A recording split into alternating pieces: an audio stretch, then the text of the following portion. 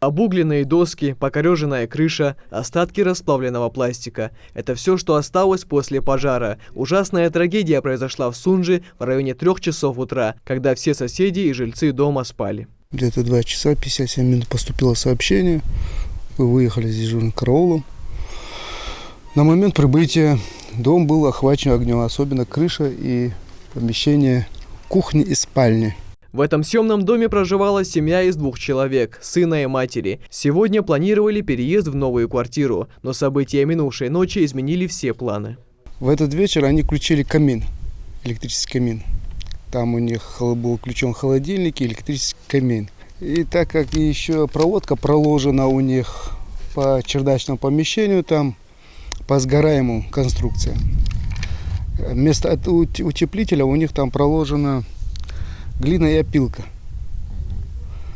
И так я предполагаем, то, что при включении камина произошло замыкание.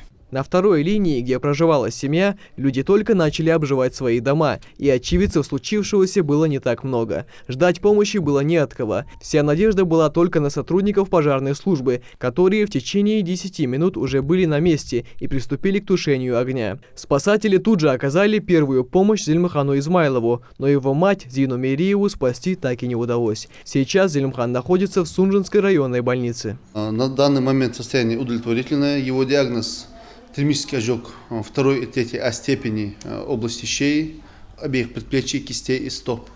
Первая помощь оказана, лечение идет в полном объеме.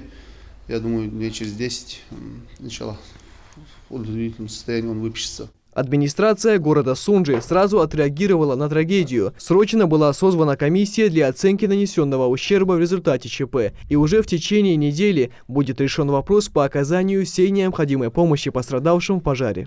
После решения комиссии предоставим всю необходимую помощь данной семье. По решению комиссии мы предоставляем финансовую помощь с фонда главы города.